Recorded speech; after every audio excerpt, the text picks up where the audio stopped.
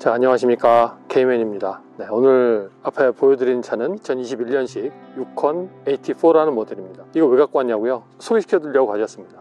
일단 제가 얼마 전에 타오 RST라는 차를 가지고 있었잖아요. 근데 옵션이 너무 없어서 차를 받아놓고 정말 고민이 많았어요. 그런데 마침 유콘 AT4라는 모델이 스탁으로 딜러십이 한 대가 들어오고 있다 연락이 와서 바꿔줄 거냐? 바꿔줄게. 그래서 타오랑 이 차랑 바꾸게 됐어요. 그래서 이거는 좀 더 옵션이 들어간, 근데 뭐 유콘이 타오랑 별반 차이가 있냐? 큰 차이 없어요. 아시는 분들은 다 아시겠지만 기계적인 거라든가 소프트웨어 프로그래밍 관련된 부분도 거의 똑같다고 보시면 돼요. 그런데 스타일 면이 가장 큰 차이라고 볼 수 있고, 그리고 타오나 서브밴에 들어가지 않는 AT4만 갖고 있는 옵션이 따로 있거든요. 제가 그 부분도 알려드리고 오늘은 제 차를 소개시켜드리는 그런 시간을 가져보도록 하겠습니다. 일단 이 차는요, 지금 후드 안을 열어서 보여드릴 텐데 깜짝 놀라지 마세요. 제가 얼마 전에 보여드렸던 타오하고 실버라도하고 어떤 게 다른가, 틀린 그림 찾기 하셔도 되고 거의 똑같다는 얘기죠. 네, 그래서 이 엔진룸 안에부터 보여드리고, 그리고 외관 좀 설명드리고, 그리고 실내도 어떤 게 있는지 알려드리는 시간 가져볼게요.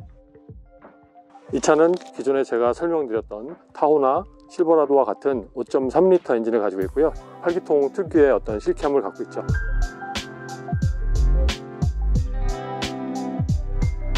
그리고 앞에 보면 앞에 라이트는 LED 라이트 구성이 되어 있고, 그리고 역시 안개등도 LED 라이트 구성이 되어 있고요. 또 AT4만 갖고 있는 특징, 이 빨간색 견인고리 갖고 있고, 그리고 이건 뭐 제가 작업한 거 한번 보셨을 분은 보셨을 거고, 그리고 이 안에 보면 그 자동 셔터로 이루어진 라디에이터 그릴로 구성이 되어 있어요. 지금 닫혀 있죠. 뭐 열렸다 닫혔다, 요즘은 많은 차들이 다 구성하고 있는 거기 때문에 그게 특별한 건 아니고, 이 프레임은 제가 대한민국 F85 써 있죠. 이게 뭐냐면 예전에 X5M 구입했을 때 그 번호판 플레이트를 직접 만들었습니다. 원래는 뒤에 부착하려고 만들었는데 뒷번호판 보면 잠깐 보여드릴까요? 여기 북미에는 뒷번호판에 항상 뭐 날짜가 있어요. 이게 보험기간이에요. 그러니까 한국어로 말하면 책임보험이죠. 보험을 반드시 들어야 여기서도 운행을 할 수 있습니다. 보험기간이 여기 적혀 있는데 저 프레임이 이걸 가려요, 이렇게. 그래서 뒤에다 못하고 앞에다 합니다.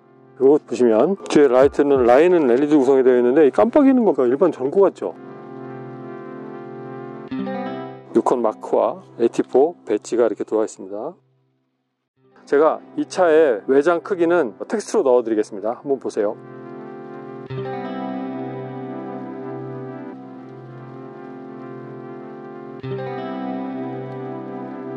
자, 그리고 배 360도 카메라에 적용되는 프론트 카메라 있고,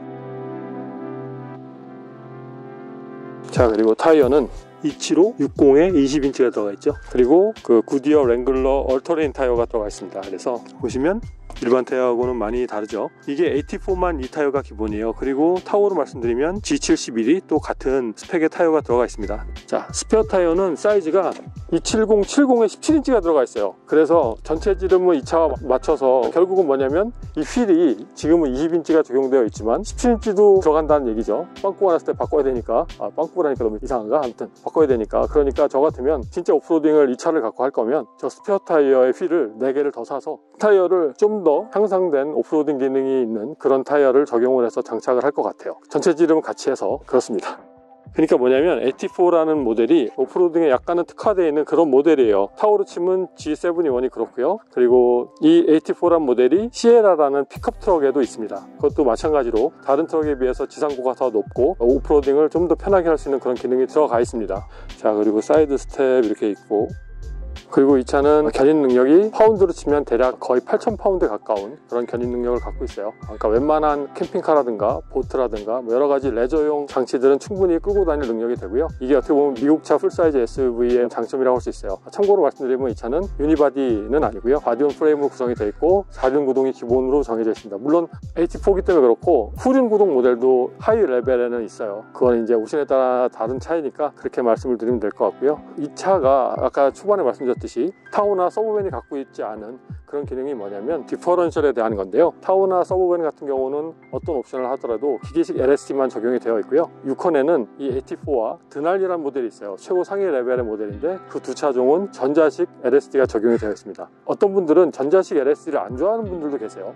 예전 얘기만 듣고, 예전에 전자식 LSD는 내가 원할 때 강력한 힘을 뒷받침해주지 못하는 그런 LSD 방식이라고 생각을 해서 오프로딩에도 약하고, 전자식 LSD는 단지 그냥 온로드에 다니는 차들 위주로 세팅을 한 장치다라고 말씀하신 분들이 계시는데, 그분들이 지금까지도 그렇게 말씀하신 분들이 계시는데, 요즘 달려있는 사실 전자식 LSD는 차마다 그 기능과 특성이 완전 다르죠. 이 차 같은 경우는 기계식 디퍼런셜에 비해서 어떤 성능도 떨어지지 않을 뿐더러, 아시겠지만 전자식 디퍼런셜이라는 거는 내 운전할 때 핸들 각도라든가 악셀 밟는 양, 브레이크 양, 뭐 여러 가지를 순간적으로 계산해서 동력 전달을 차등으로 주거나 같이 주거나 하는 거잖아요. 그런 전자식 LSD가 이 차에는 들어가 있어요. 그러다 보니까 여러 가지 좀 더 향상된 드라이빙 기능을 구현해낸다고 합니다. 근데 뭐 제가 그것 때문에 이 차를 선택한 건 아니고, 옵션이 좀 더 나은 차를 선택하다 보니까 이렇게 넘어왔어요. 제가 개인적으로는 사실 유콘보다는 타오의 디자인이 살짝 더 마음에 드는 면이 없지 않아 있거든요. 그런데 이 AT4도 지금까지는 뭐 만족하고 있습니다. 자, 그리고 이 차 역시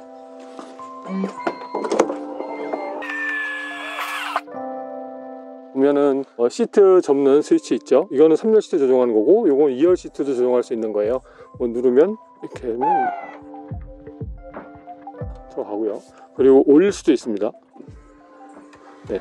근데 2열 시트는 올리진 못해요. 내려가는 것만 있습니다. 이렇게 그냥 등받이만 접히는 거예요. 이건 뭐 아무것도 아니니까 안 보여드릴게요. 그리고 네, 가정용 플러그 꽂을 수 있는 소켓 들어와 있고, 이것도 열면 약간의 수납 공간 들어와 있죠. 타이어 할 수 있는 공구하고. 근데 되게 낮아요. 큰 의미는 없을 것 같습니다. 뒤에서 보면 모습이 이렇게 생겼고, 그리고 닫을 때도 발을 넣었다 빼면 닫히죠. 여기 보면 이쪽에 스위치가 하나 보이죠? 요거 스위치? 이 스위치를 누르면 네, 요 유리만 이렇게 열 수가 있어요. 이렇게. 근데 제가 말씀드렸지만 요거는 닫을 때 손이 좀 더러워질 수 있다는 거. 이 손잡이처럼 생겼지만 이 안에 스위치가 있어서 누르면 이렇게 다시 열리는 거고, 닫을 때는 또 여기 이렇게 있습니다. 별도로 구성이 되어 있어요.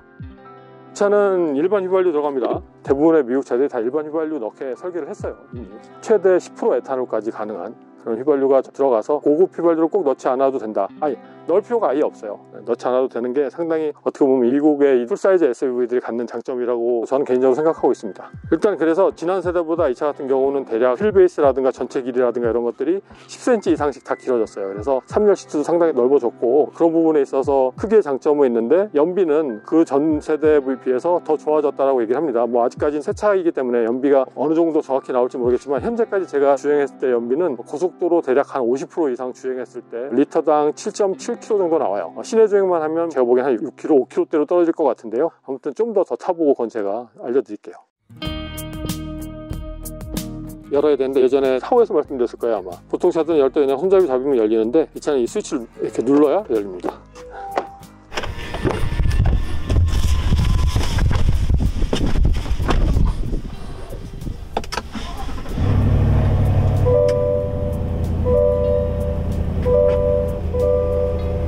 스크린은 좀 더 타워보다는 디지털 이미지가 가미된 이 센터 스크린이 더 크죠. 이건 다 100% 디지털 화면이 돼 있고, 아날로그 방식이 두 개 돼 있는데, 유콘도 옵션을 낮은 걸 선택을 하면 아마 이게 좀 더 작아질 거예요. 사각이 제가 갖고 있던 타워랑 비슷해질 거고요. 근데 이게 곧 전체 디지털로 다 바뀔 예정이니까, 그거 바뀌게 되면 또 제가 보여드릴게요. 그 부분은 뭐 제 차로 안 보여드리더라도 꼭 보여드리도록 하겠습니다. 자, 타면 이런 느낌입니다. 이런 느낌.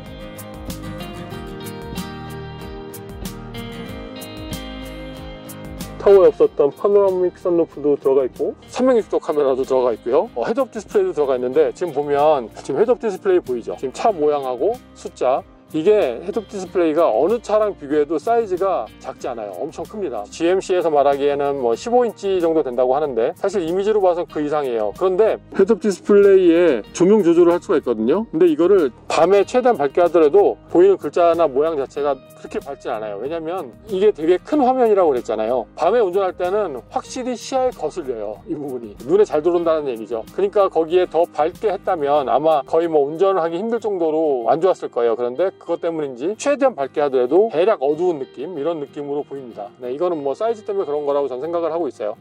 그리고 뭐 하나하나씩 보여드릴게요. 뭐 메모리 시트랑 이런 건 기능 다 똑같아요.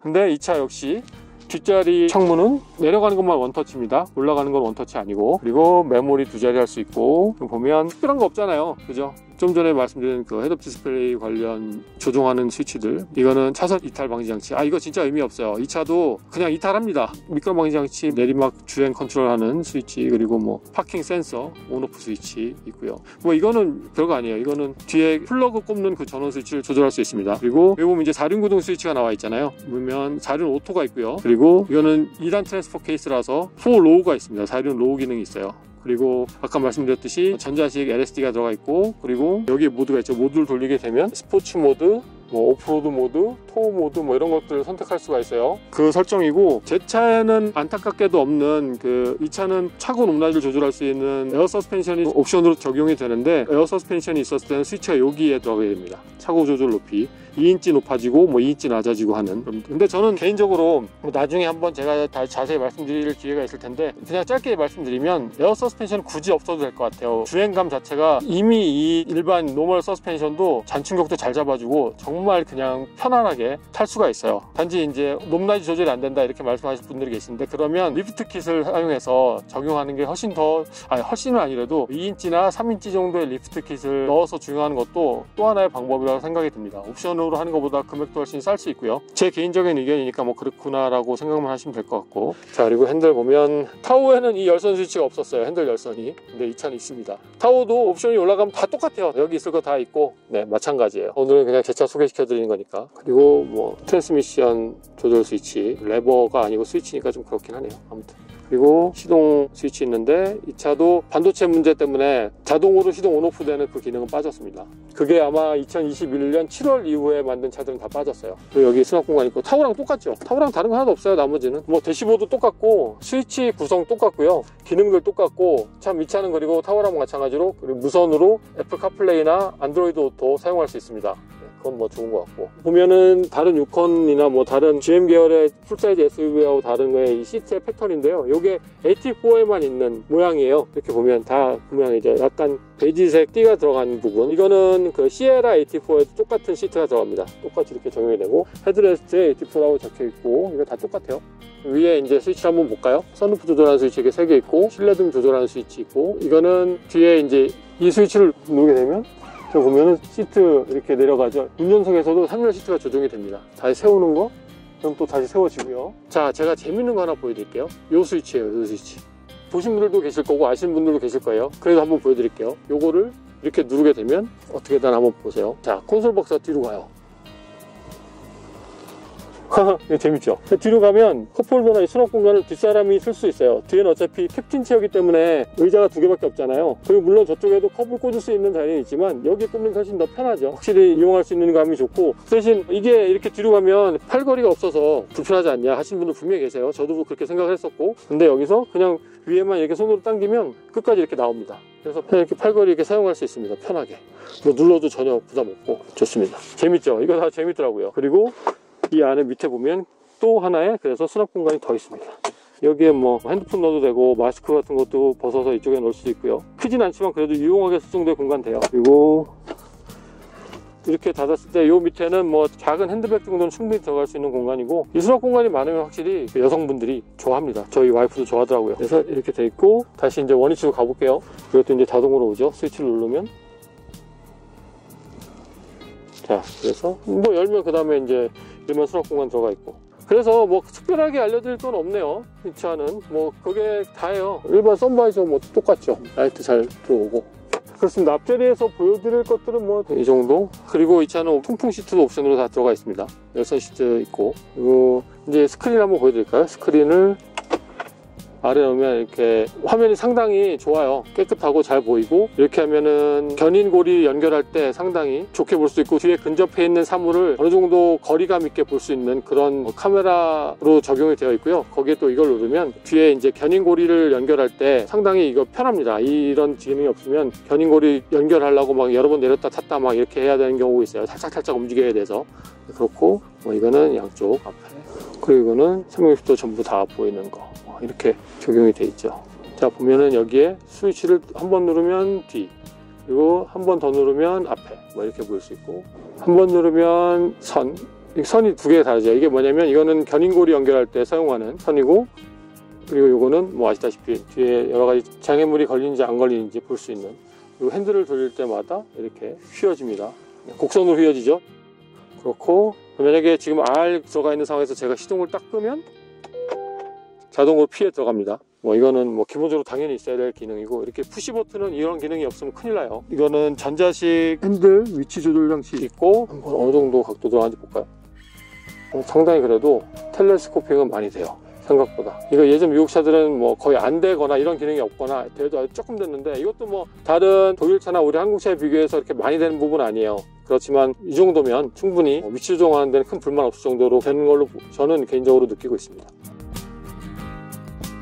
좀 전에 보여드린 그 시트에 이 베이지 컬러가 실밥에도 얘도 그대로 나와 있고, 그리고 트림에도 보면 약간의 이렇게 카본이 들어간 부분이 있어요. 물론 이제 카본 무게이죠. 고급스러워 보이진 않아요. 네, 싼틱합니다. 아무튼 근데 이제 전반적으로 보면 가죽의 어떤 질감의 느낌이라든가 이런 것들이 그래도 나름 고급감이 있어요. 그래서 미국 차에 좀 더 그 럭셔리한 느낌이 나지 않나, 뭐 이런 느낌을 저 개인적으로 갖고 있어요. 근데 이 트림에도 보면 여기에 뭐 이런 플라스틱이나 이런 거는 그냥 딱딱한 플라스틱 사용되고 있어요. 별로죠. 네, 이렇게 돼 있고, 도어 포켓은 뭐 여러 층으로 구성이 되어 있고, 어찌됐든 큰 물건은 못 넣고 자잘자잘하게. 이 차는 핸드폰 놓을 때는 되게 많아요. 그리고 보스 오디오 들어가 있고요. 그리고 뒷자리 한번 가볼까요? 뒷자리 한번 타보도록 하겠습니다. 뒷자리는 뭐 등받이 조절이 뭐 아주 많이 되진 않아요. 최대 이 정도까지 누울 수 있어요. 그래도 뭐 편안히 누워갈 정도는 됩니다. 완전히 더 제껴지진 않고요. 이게 최대고, 이게 일반적인 높이에요. 네, 이렇게 구성이 되어 있고, 자, 여기서 보면 여기에 공조 컨트롤 조절 장치 있어요. 그리고 뒷자리 열선 시트도 있고, 그 대신 뒷자리 통풍 시트는 없습니다. USB 타입C 플러그 있고, 여기도 보면 가정용 플러그 꼽을 수 있는 플러그 있고요. 손잡이가 다 있는데 운전석에는 없죠. 손잡이 있을 만큼 그렇게 차를 탈 때 불편한 정도는 아니에요. 그리고 위에 송풍구 있고, 조명 조절 장치 있고, 뭐 거리 있고요. 꽤 디테일이 강해졌어요, 느낌에. 그죠? 예전에 미국 차들은 그냥 네가 알아서 타 뭐 이런 느낌이었는데, 요즘은 내가 좀 해줄게 뭐 이런 느낌이 좀 납니다. 이게 어떻게 보면 가장 미국 차가 최근 들어서 많이 바뀐 그런 거라고 볼 수 있어요. 자, 그렇게 됐고, 이제 3열 시트 가볼까요? 지금 제가 가운데 앉았는데, 자, 보면 이쪽은 널널하고 이쪽은 좁죠. 여기는 2열 시트를 뒤로 완전히 바짝 밀어놓은 상태예요. 그러면 불편합니다. 다 닿았고. 그리고 이쪽은 2열 시트를 이 정도로 앞으로 당겨놓고 앉은 상태인데, 그럼 널널하죠. 그러니까 앞뒤를 큰 어른들이 다 탈 수는 없고요. 한쪽은 체구가 작은 분이 반드시 타야 서로 다 편하게 탈 정도의 공간입니다. 그리고 3열 시트에도 USB 연결해서 전원 사용할 수 있는 장치 있고, 양쪽에 USB 타입C 있고, 그리고 여기 있는 스위치 있죠. 이 스위치를 누르면 이제 시트가 이렇게 누워요. 그리고 한 번 더 이렇게 누르면 이렇게 젖혀집니다. 문 열고 타고 내리기 편하게 이렇게 돼 있어요. 근데 내려오냐?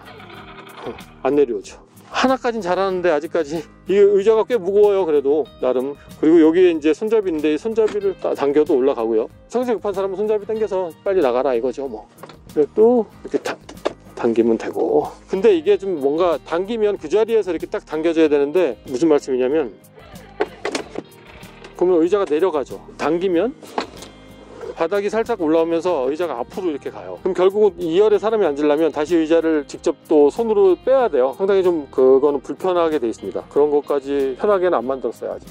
그리고 LED 라이트로 조명 조절 장치 있고, 3열 시트와 트렁크와의 간극이 그래도 꽤 있어요. 이 정도. 그래서 3열 시트를 다 사용을 해도 이 트렁크 공간이 작진 않아요. 좀 전에 트렁크 안에 보여드리긴 했는데 공간적으로 괜찮습니다. 이 바닥 매트가 참, 이거 그냥 이렇게만 만들어 놨어. 아유, 이거 옵션이 얼만데. 이거 다 옵션이에요. 이거 이번에 딜할 때 이거 해달라 마라, 이거 옵션이다, 뭐 돈 내야 된다. 아무튼 근데 뭐 사실 돈 주고 사는 게 맞죠. 플로어 매트는 왠지 그냥 받아야 될 것 같은 안 좋은 습관이 들었습니다.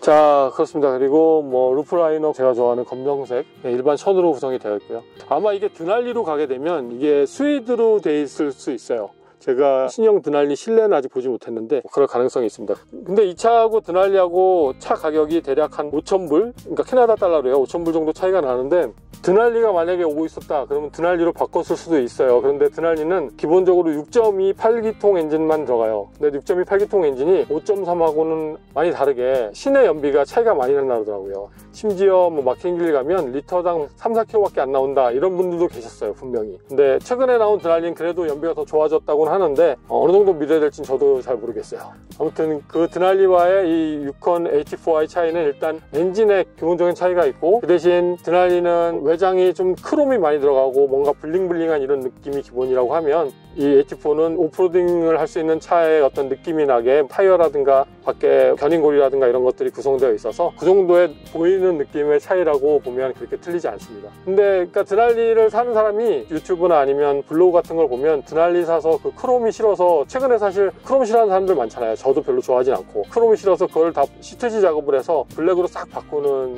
오너들이 많더라고요. 저는 그에 비해서는 좀 편안하죠. 제가 갖고 있던 타오 RST보다는 좋은 옵션과 좋은 성능이 있어서 저는 만족하고 있고요. 이 차를 타면서 또 여러분께 여러 가지 보여드릴 거 있을 때마다 보여드리고 알려드리는 시간 가져볼게요. 자, 오늘은 여기서 영상을 마치도록 하고 다음에 또 좋은 영상으로 찾아뵙겠습니다. 혹시 제가 빠뜨리는 거 있으면 다음 영상에 또 담을 테니까 너무 뭐 이런 거 빠뜨렸어 뭐 이렇게 노여하지 마시고 기다려주시면, 아니면 그냥 댓글로 남겨주시면 제가 꼭 보여드리고 알려드리도록 하겠습니다. 오늘도 영상을 봐주셔서 감사드리고요. 곧 좋은 영상으로 또 찾아뵐게요. 안녕.